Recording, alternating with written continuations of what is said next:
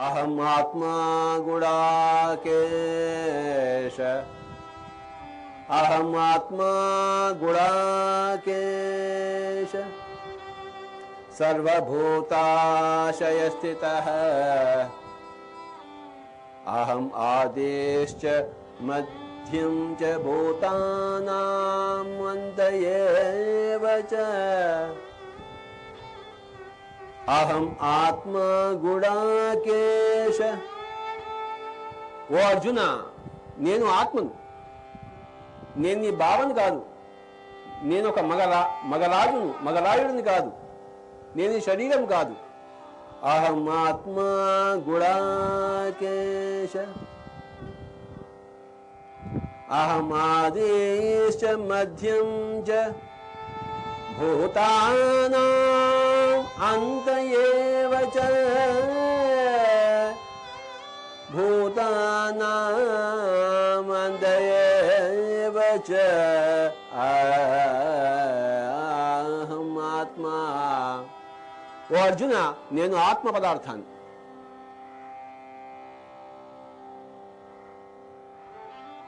ఒక మనిషి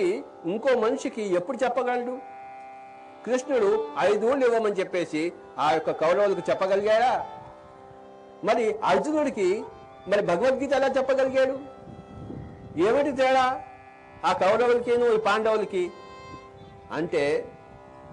ఇంద్రియాలకు లోబడిన వాళ్ళు కోకొల్లలు కౌరవులు ఇంద్రియాలను జయించిన వాళ్ళు చాలా కొద్ది వాళ్ళు అలాంటి వాళ్ళు పాండవులు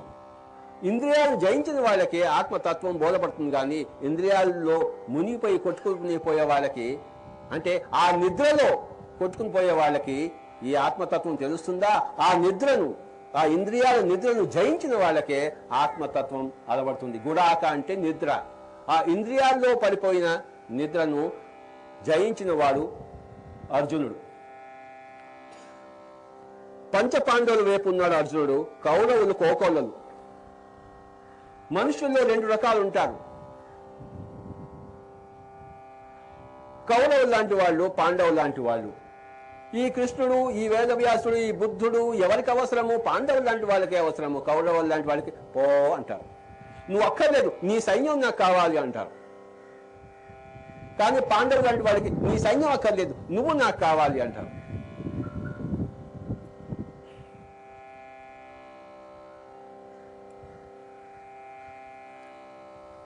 ఎవరైతే